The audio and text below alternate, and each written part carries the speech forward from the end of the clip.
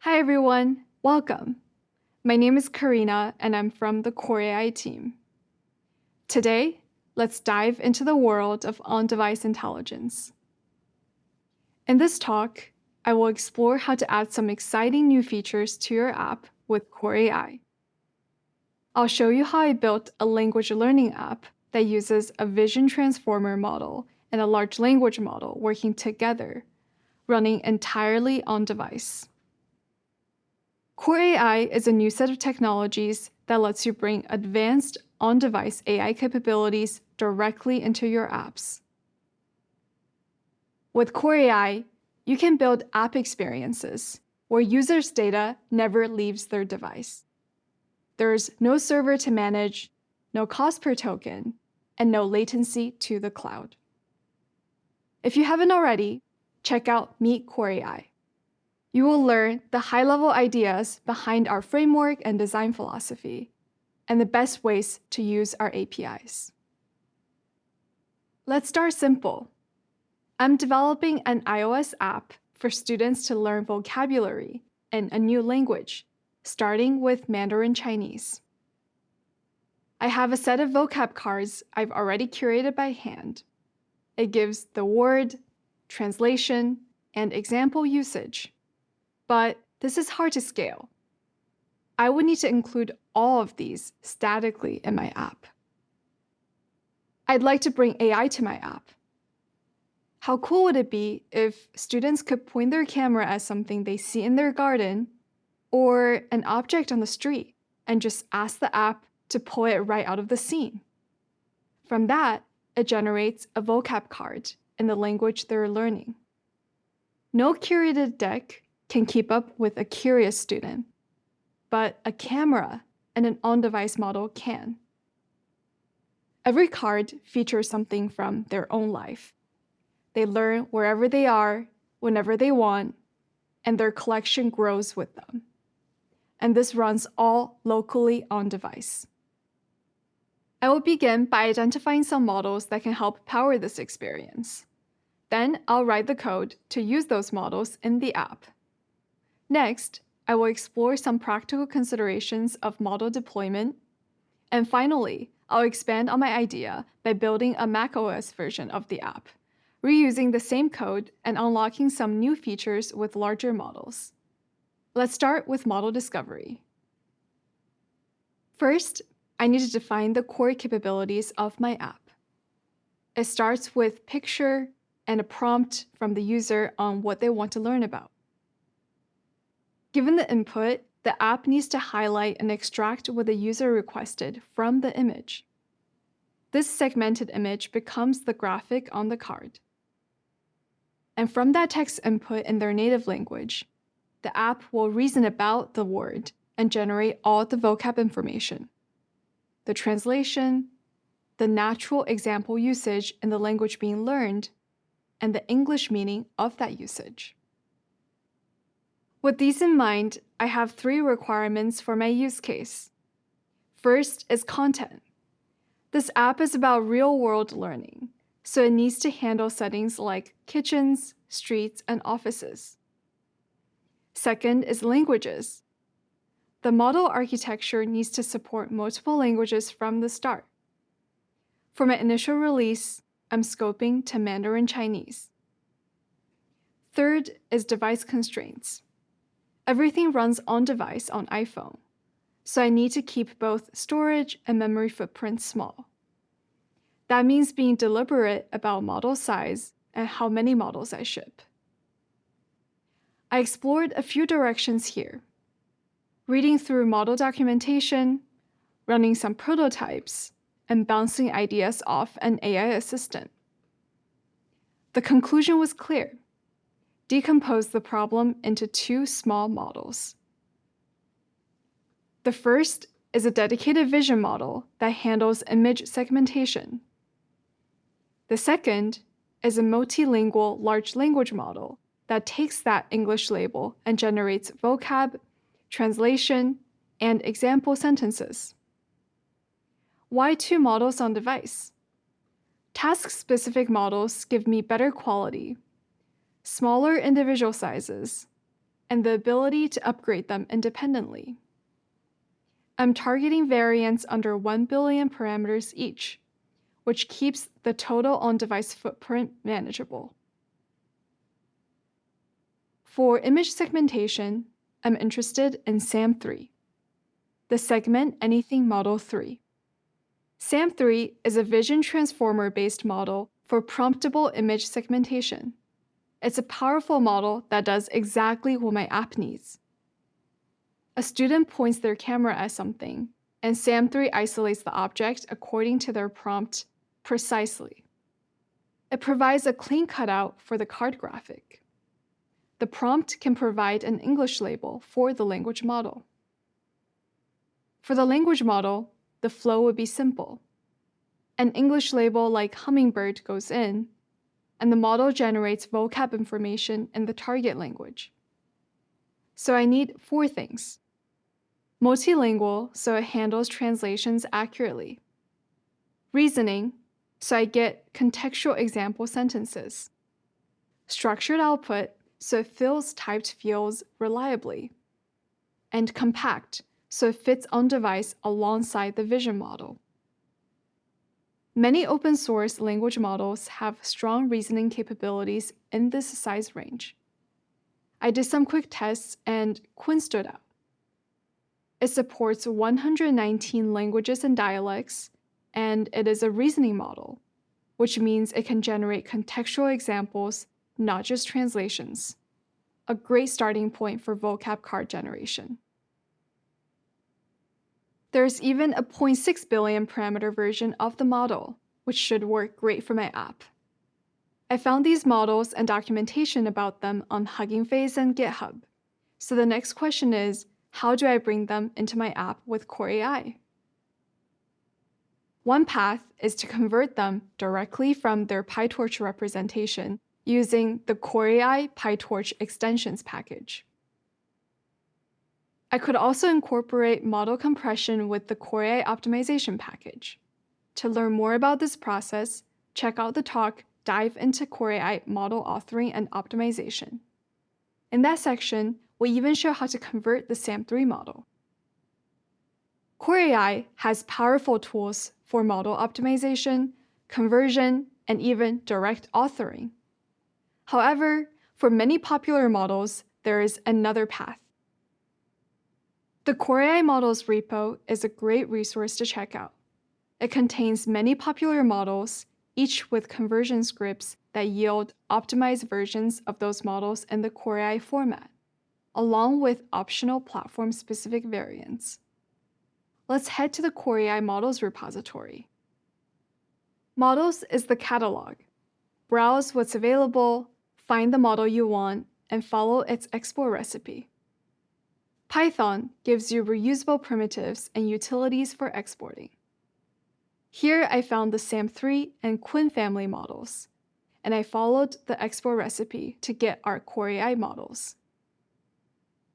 Now let's talk about integration. After our model export, we get these AI model files in Finder. Let's see what's inside of the SAM3 model. In Xcode, I can inspect everything about it. I can see it's 623 megabytes. I'm interested that it targets iOS 27 and macOS 27 for my use case. You can find useful information about the model, such as the size, metadata, and more. If I click into the Functions tab, I can see this model's interface. It actually exposes 3 separate functions. For instance, let's look at the image encode function. The input isn't just an image. It's a tensor with a specific shape and data type, and the output is a dense feature embedding. Another function is detect. It takes those image features plus a text prompt and outputs raw masks, bounding boxes, and confidence scores. So to use this model directly, I'd need to write all the pre-processing to get my camera frame into the right format. and all the post-processing to turn these raw tensors into something meaningful. The Core AI Models repository can help me with these model-specific pre- and post-processing tasks. In addition to the models and Python conversion utilities, the repo also hosts a Swift package for a set of runtime libraries. The libraries abstract things such as text encoding on the way in, the mask extraction and labeling on the way out. So instead of wrangling tensor shapes, you just call a clean Swift API. I already cloned the repo, so we can easily add Core AI models as a dependency to my project to try it out. Once we add the Core AI models URL as a Swift package, we can select the Core AI LM and Core AI segmentation to our app target, as easy as that. Now let's see the code we write to integrate these two models into my app. Core AI Image Segmenter imports the image segmentation library that provides the SAM3 model functionality, which allows us to load the SAM3 model from disk. Then we perform text-prompted segmentation on an input text prompt, such as flower. And lastly, we extract the best segmentation mask. Now for the language model. To load is just one line. I create a Core AI language model, point it at my model bundle, and it's ready. One line, asset loading, engine creation, tokenizer setup, all abstracted away for you. Notice we're importing foundation models here. This is the same framework you may already be familiar with. Here's the beautiful part. To use it, I create a language model session. This is the same API that gives you access to Apple's on-device large language model. The difference is that now you'll pass in your own model to use. Same session.respond2 call, same streaming support, same structured output capabilities. You get the ergonomics of the Foundation Models API with the flexibility of choosing exactly which model runs underneath. We also support guided generation. This is important for our use case.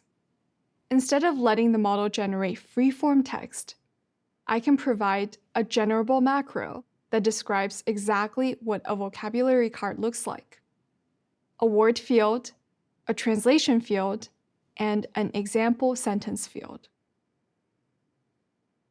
Now let's see it in action. I'll take a photo, and we're waiting. The segmentation hasn't come back yet, so we can't get to the card generation. Something is clearly slow here. I know from my code that I show this spinner when I'm first instantiating my SAM3 model and sending it a prompt. Let's see what's going on. I took a trace with the new Core AI instruments, and sure enough, there is a model load event right at that point, with a large sub-event for specialization. Specialization is the process that prepares a Core AI model for execution on device. When your model is loaded, it is checked to see if it has already been specialized and cached. This process can take a significant amount of time for very large models. This is what we are seeing in our instrument trace.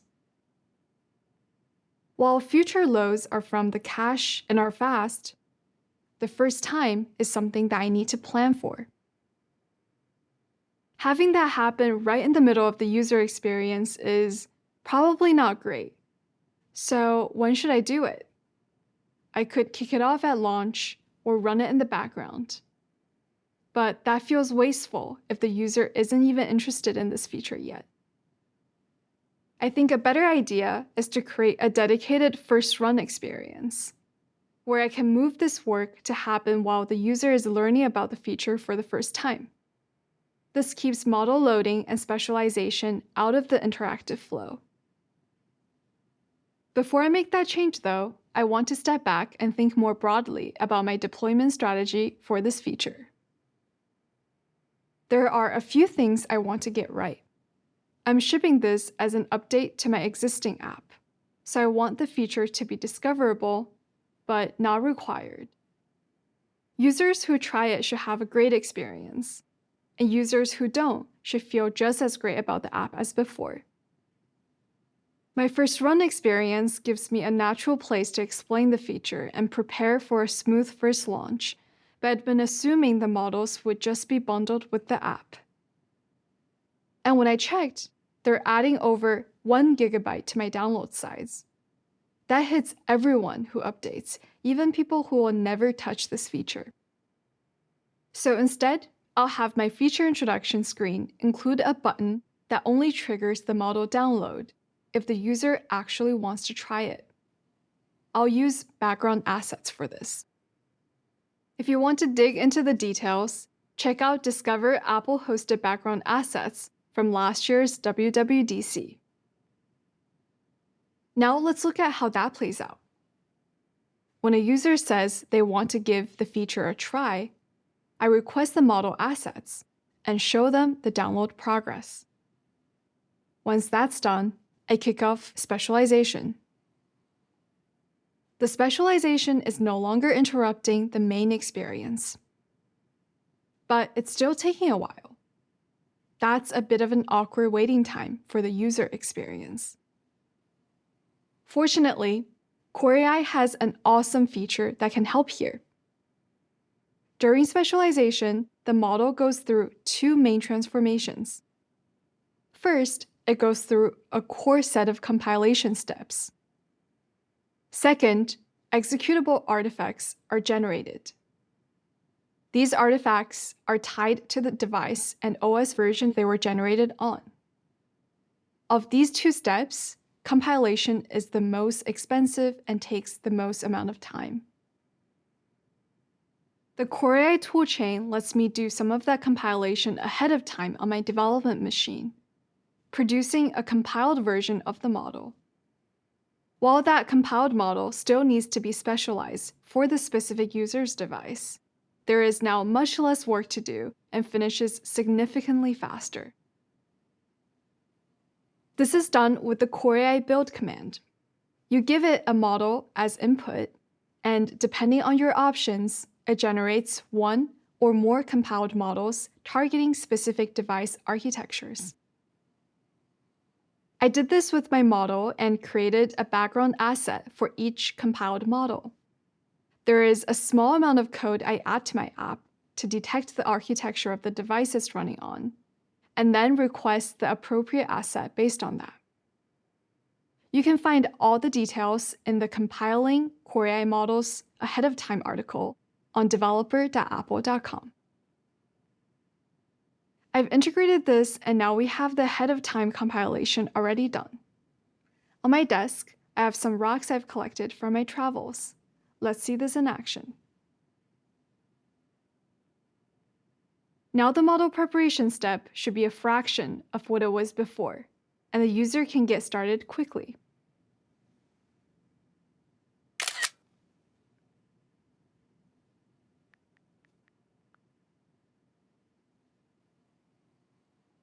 The model gave me an example usage. 我在河边捡了一块石头。 And I can save it to my collection. Let's try a few more objects. Here I have a piece of wood gifted from my college roommate and a sunflower from my little sister. "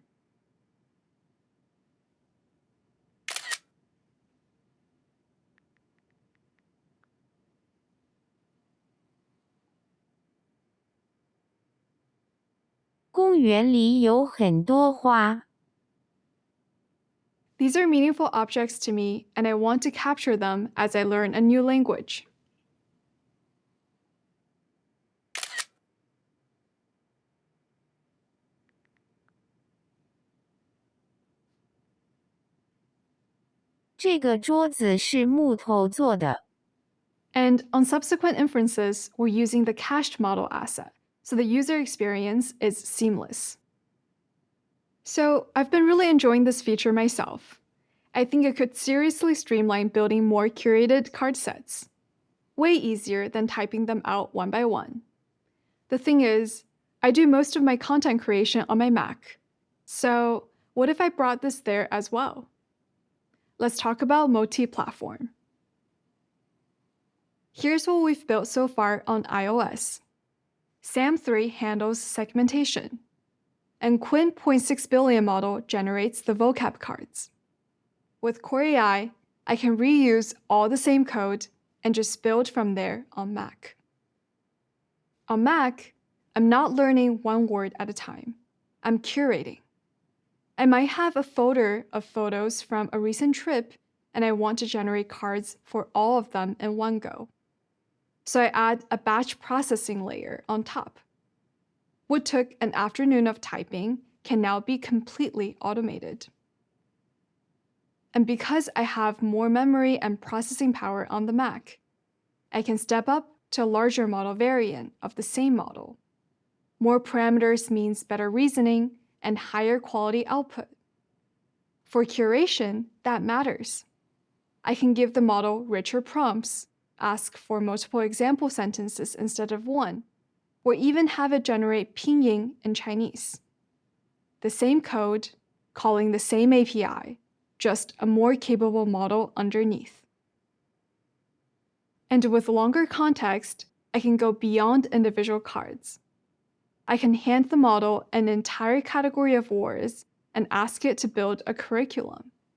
Sequence them from simple to complex, group them into lessons, and write example sentences that reuse earlier vocab to reinforce what the student already learned.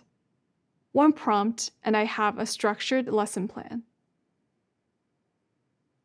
I went on a road trip recently, and I like to bring in a few photos I took to include in my iOS app.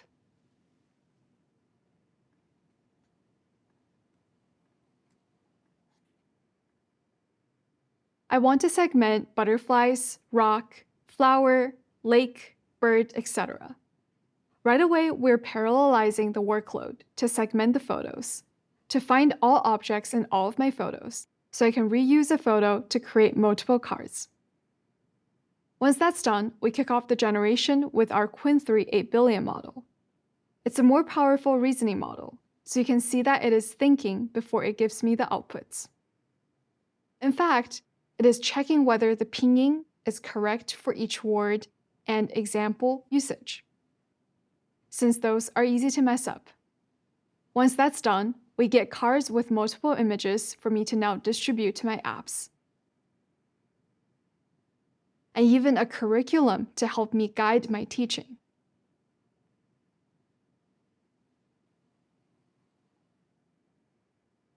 There are many new features I like to develop. I should get back into developing because my agents are calling me, so let's wrap up here. With Core AI, you can build a multi-platform app experience where your users' data never leaves their device. There is no server to manage, no cost per token, and no latency to the cloud. The models are ready, the tools are ready. With Core AI, you have everything you need to bring powerful, private intelligence to every Apple platform. Now, let's go build something powerful on device.